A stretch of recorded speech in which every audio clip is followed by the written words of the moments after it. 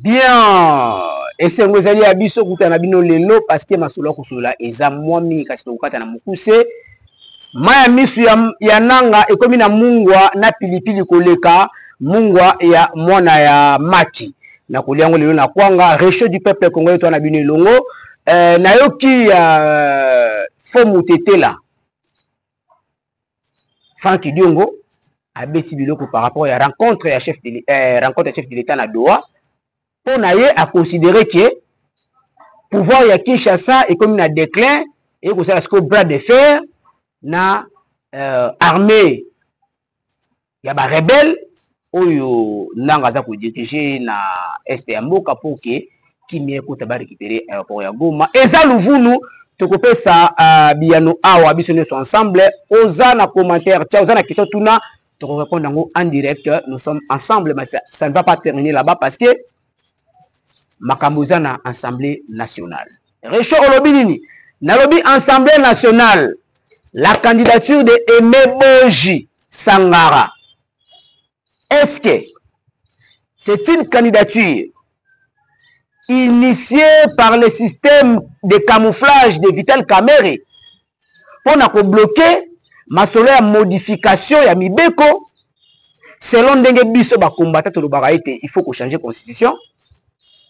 Est-ce que Aimé Boji Sangara a vraiment moto yo chef de l'État vandi habitant na Monique le Kwaza Mutawalungu, Kamera pas Mutawalungu, Kamera Longo na remplacé? Est-ce que l'INC a-t-il raison? Il y a qu'on placer comme Aimé Boji au détriment, il y a monsieur Jean Baudouin Mayo. Wakongomani Shimama. Tshisekedi Tawala, Fati Beton Tumika, tout cela ensemble. Mais ma solo, où est la criminalité? Na kati ya ville province ya Kinshasa, tokobele la elombe mobali oto bengi na kombo ya Daniel Bumba Lubaki. Pambate après Honorine Porchen. Et comme il voit les habitudes, il y a des Congolais, des Kinois, tout le monde a un film et un modèle oyoke, koto ba brakaki, koto ba bloqué, koto ba bukaki, ba zongisaki boy. Mais quand cela ne tient, tu peux interpeller les sous-sous, ba conduire la sécurité à Moka. Tu peux na ANER, na DGM, na DEMIAP. Pourquoi pas la police? Parce que condition oyo mboka na ngo sikoyo insécurité oba imposer les biso na Congo et pas ya monsieur Paul Kagame, les bifères de sang des bébés congolais, les meilleurs violeurs des belles dames congolaises. Paul Kagame a imposé les biso insécurité awa pour un service bozala au four au moulin. Tona ba révélation to couper ça awa côté aéroport Yanjili à partir ya Badara. Si kokoma na bisiko tobengi na kombo ya Mai Ngalu na sewana koleka quartier Grand Monde makamuni ko sala ma place wana. Nous avons des informations o ba bengi biso na bandeko ba place wana ba pesi biso il faut to lobela. Mais na site pe ya Daipen makambo ezali site ya Daipen oleki bisika maboko la basoso pembe na fleuve ya na place moko ezalaka wana o leta tika yango pepele polele ba mama ya bakongo ba papa ba kongomani balona kabilanga pona koboko la banda. Mais là place wana comme spolié en connivence avec l'ancien ministre de l'agriculture. Trokotana, bokoto, voilà, Ebele, réchaud du peuple congolais, l'homme de Tumika, l'homme de Viva, nous en avons ensemble, Tobandi. Le chef de l'État congolais à Doha. Après l'Égypte, il est à Doha. Mais à Doha pour faire quoi? Parce que le président Macron a profité qui a récupéré la situation à partir du sommet Eotiko Salama Yasuka dans les Nations Unies, annonçant qui était à Kousala, conférence Moko Païna en France, pour la Kimia na Grand Lac. Au moment qui les girafes africains à Kimaki a quitté. Mais dans Masoloana, il a été convenu, Tolobeli Angomba Lebele était aéroport Yagoma Fezalali libéré. Nous saluons la sagesse du chef de l'État et de son gouvernement à travers son porte-parole, Patrick Mouyaya, qui avait déjà dit que malgré Maloba Ozomi Nakati Réunion, mais aéroport Yagoma Ekofungama Kaka Soki Mobeko Pesami Nambula Matadi ya Congo. Bravo. Pambate lelo ezongeli biso na makolo. Toyoki Nanga Afiotoli. Ministre des Affaires étrangères rwandais aloba kipe. Bakomi bango batoko finga na kochola. Toboite toyoka parce que c'est la guerre. Mais analysons un peu. Si Kagame et son ministre avaient raison, et Nanga, et que le gouvernement congolais, derrière le chef de l'État, à travers la parole du ministre de la communication, Patrick Mouyaya, nous avions tort. Pourquoi le long, M. Macron a recourir toujours à Moukantomolo Fati Beto pour appeler ça avant le soit go na kokoma mukanda ya ouverture à l'aéroport ya Goma? Na sekibino makasi tina mino asuka après ça pembe makasi. On monique autorité de l'État, ils allaient toujours maintenir par les fils du sphinx de l'imité. Pour ce que l'autorité de l'État, ils allaient qui maintenir. Mbelelelo, ndenge nanga za ko considérer que selon Yena Kagame, na ba bisimwa, na ba Willy Ngoma, ba ko mona ke parti ande ba kangia na rébellion et comme il va part na bango, mboka na bango, avant masole ko takuna faut qu'on négocie na bango selon eux. Si c'était ça la considération normale, et que c'était ça vraiment la vérité et la réalité, mais les réunions et salami na France, il n'a qu'à recourir nanu, na ba rebengo, na Kagame, pour que autorisation, il y a ouverture et ça, et salam. Mais comment se fait-il, le président français s'est recouru au chef de l'État congolais? Comprenez que nous avons maintenant dévié à travers Moukantomolo Fati Beton le plan de la balkanisation de l'Est de la République démocratique du Congo. Pambate, ceux qui Fati alonga qui a noté dans le salon politique, mais les réunions et salami pour bien se France, Emmanuel Macron, les 26 pays de l'Union africaine et plutôt européenne, derrière le Rwanda. Et si Kagame a un pifou, il a un langage un peu brutal. Ils ont parce que aye bakake batata bitina na yende bangwana ata gangi ata fingi muta otia misapi na misu akozala te. Mais pour na nini numéro 1 na yo lelo Macron a baluka arikuna na Fati Beton. Beta maboko place ozali pona mobali ya mbinga Moukantomolo Fati Beton sambela pona ya avant olia fufu et puis avant kangali suno ya suka na pongi sambela pona Moukantombolo na basani ya ndaku na ye na biloko to alelaka na bavion to amataka na bakiti avandelaka pona mosi na bana epamba te bomengo pe libiki ya Congo eza na sima ya Fati Beton. Recho olobi nini na assume makamune songo la lobi pamba te siko na doa ba résultat ebimi. On avait déjà négligé cette pensée de Doha la semaine écoulée. Pambate chef atala kike makambo Doha ndenge bandaki bananga basenga kiki ba pesa bango 8 ans ba gérer ngambo est 8 ans. Ah 8 ans l'intérêt à nani?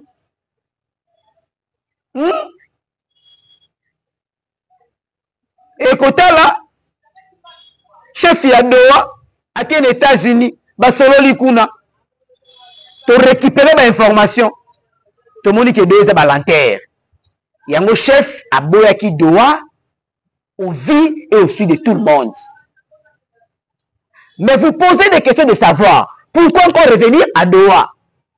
Tshisekedi ne prend pas de position logique. Il est comme ça à tout moment. Il change de couleur comme un caméléon. Ah oui?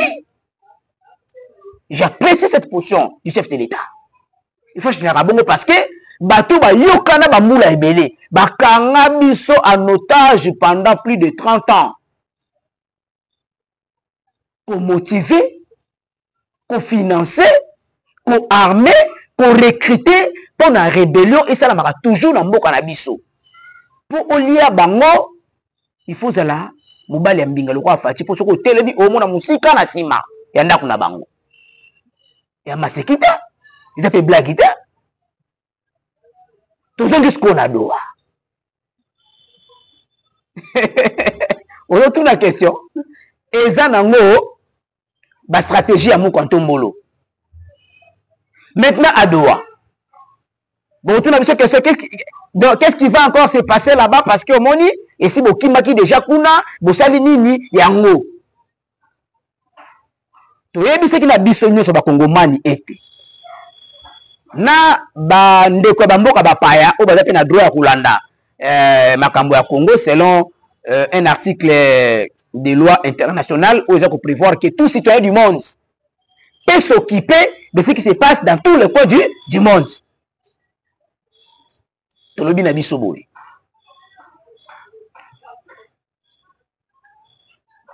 Toyebi ce qui biso nyoso awa. Ete na États-Unis avant accord il y a minéré contre sécurité, c'est-à-dire accord économique. Oyo kopesa na mboka Congo 500 milliards de dollars américains. Oyo en quel pays ya Afrika za na budget wana? Toko sala auto bengi ba préalable. Oyo ko sala bongo posé par les chefs de l'État congolais. Entre autres, respect. Il y a résolution 2773. Est-ce que vous avez dit bien? Moi, on a vendu, on a zolo balbamati sekedi. Il y a ebi nini. Chef na bango kosara bango. Na ko bete losko histoire. Il y a mboka oyo. Par rapport à Makamouya, la résolution n'est que aux États-Unis pour comprendre. Depuis que ça vous bouti siko. Na ko bete lo muke. Pour comprendre ni Makamouya kendini. Fati n'est pas n'importe qui. Ils ont comme un retour à Doha. Oui. Retour à Doha, champion Fatih Beto, a la raison. Et puis nous allons encore rafler une victoire. Na Makambo Oyo Yado, Yadoa. Alors, Tolobi Boy. Ce qui dit sur ok, résolution 2773 fait ça là, respecté. Avant que Makamouya signature il y a accord minéré contre sécurité ça et ça là. Mais est-ce que la résolution 2773 est respectée? Pas encore. Nous le disons. Tout le monde a toyé. À Doha, on s'est conflit comme tel. La tour à Liboso. Retrait. Repli stratégique. Il y a ba auto bengi na kombo et ba M23. Kagame bengi sa batuna yo, ba bima ba longwa, ba kende pembeni. Kagama sali yango? Non. Tolongo wana. Toye na makambo etali bongo.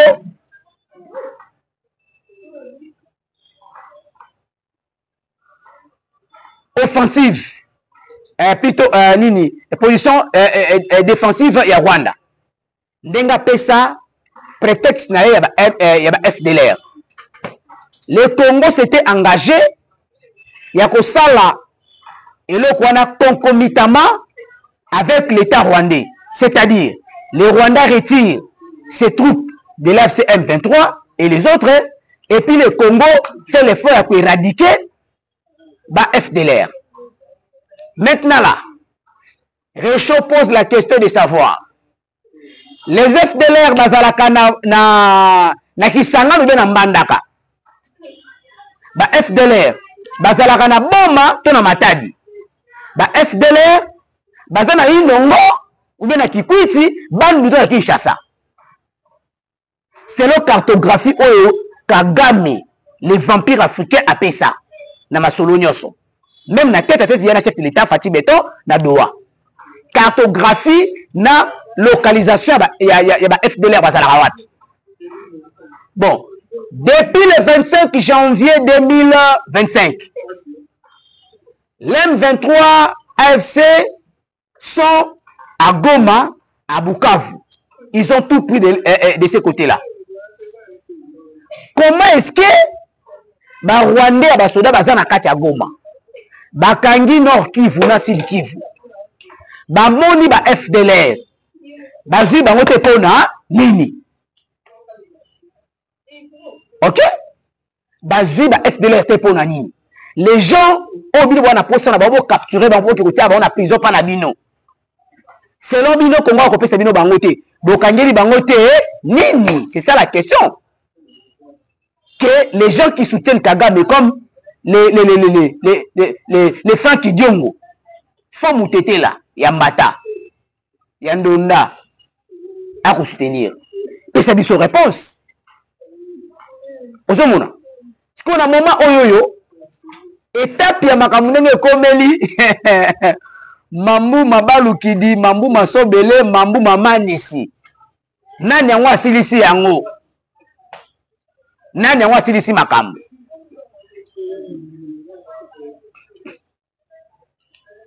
M23 AFC ba kozwa film wa kekele tous les jours. Pambate lobi na butu e inda ki lisusu makasi. Toko beta, toko botola, ba cité na ba territoire. 3 km avec la ville de Goma. Bon, tango yo zoboya que aéroport ya Goma et que la liberté sur l'instruction du chef de l'État congolais. Bongo sikoyo ba wazalendo on a benga trio magique aéronautique, trio magique aéronautique de Maïndombien auto bengi na kombo ya wazalendo FRDC et les hommes de Eric Prince Blackwater. Ba komi siko na niveau nini par rapport à frontière, par rapport à la distance. Est-ce que vous avez? Est-ce que vous comprenez? Soutenons le chef de l'État. Il est le seul Congolais, le seul citoyen congolais qui reçoit les instructions de notre thème. Est-ce que Bokangi Malobana le dit très bien? Si vous comprenez Malobana, vous pouvez sélectionner dans les commentaires. Likez, partagez l'émission, partagez les liens. Moutou on a s'abonner, à s'abonner massivement. Na chaîne Nabiso News Obogola Nabiso Sika Oyo, c'est les réchauds du peuple congolais. L'homme de Moukantombolo Fati Béton de l'île de Pes. Les Congolais des pères et des mères. Yama Ipe Yamakila, Oya Kusakula, devant Etanduike, Pona Baimboka, Oyo Bazami Bisika, Biso Pona intérêt, Yamboka Nabiso Congo, Monguna Akotate. Alors, tu continues à dossier au État Libongo, Assemblée nationale. Deuxième sujet du jour. Bokoto lisusu ebele. Oyo aza en ligne tinelaye service short service message SMS tindelaye yango ayeba ke réchaud esi abandi akoto na Lumbango. Ato kovundula. Assemblée nationale. Celui qui vient de démissionner au nom de Vitalo Caméléon Loka Djingi, le vieux Kabasele Koyanamai, soi-disant ressortissant, il y a territoire Yawalungu. L'homme de 318 morts, Oyo armé et démenta, tant le baki yango, Ngaïté, Loka Djingi, Vitalo. Ressortissant à même territoire Rwanda, membre à INC, ancien ministre, il y a budget, a aussi démissionné. Lobby a sous le gouvernement pour aller au Kamba, hémicycle et Assemblée nationale. Wakongomani viva Fatibeto Tawala Réchaud du peuple Tumba Bango IDPC Tumika Emobeji Humbuka Assemblée nationale Vanda. Ce n'est pas quand même normal. Nous posons la question de savoir, est-ce que Kamere a commis na fonction en Assemblée nationale na côté INC, soit INC peut-être a droit de placer Moutou et on va réclamer que Moutou va remplacer. Non. Ils sont là qui copa. Li copa. Copa. Il y a football, il y a politique. Et Salamaki appartient à l'homme de limité, l'homme de Vital Kamere, l'homme de soi-disant Walou.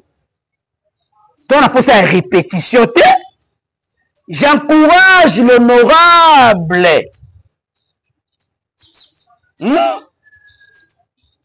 de Boutembo. Ok?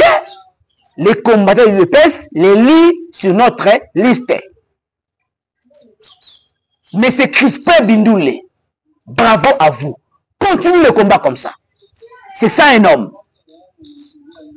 Et à l'ingénieur Banabiso qui est Mebo Jaza, candidat à chef de l'État, Tolobi na ye biso makamona to yebi yango te. Et Meboji, azo ensemble, azo ate, nous n'allons rien perdre. Mais nous lançons un vibrant appel sur l'éveil de conscience. Est-ce que ceux qui aiment bon Jésus place ouana, caméra cause la instruction, l'injonction, qu'on peut ça aimer bon JT. S'il y aura les injonctions et les instructions à respecter, on n'écoute pas à caméra. Est-ce que le changement dit de la Constitution va se faire en uniforme, en bon et uniforme? Totunika Mutuna, Binonde Bope Sabiso Biyano.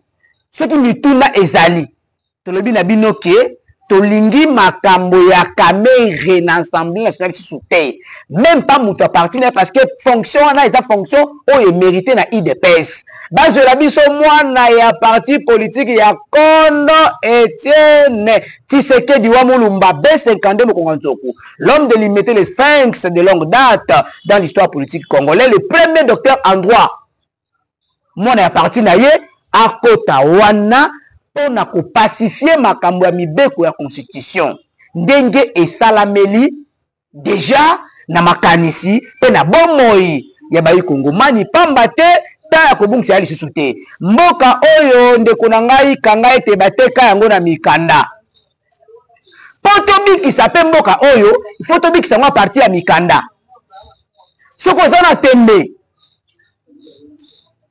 tunanga motu na commentaire na kopesa yo article 217 ya constitution oyo na ba article musu etikali bongo na tindela yo tanga yango o comprendre que le changement de l'acte de vente otoza nango lelo nga la bengo acte de vente il faut esalama le plus rapidement possible ce qui te nous allons revenir dans un chaos impossible oh même bano to bo tata bakoli bako ko relever défi wana te ndemba lo ba réchaud du peuple to sengete na Assemblée nationale musala esa malamu pamba te mona IDPS ne fa kotana courage na ba ono ça va ko soutenir Crispin Bindoule pamba te za mona ya parti courage na ba ono ça va ko soutenir le premier vice-président de l'Assemblée nationale na komba le professeur Tshilumbai mona IDPS to lingi bato maele ndiba bazo kabisika wana pona ko défier bato ba la maele na ba ko yiba mbuko kuta na poche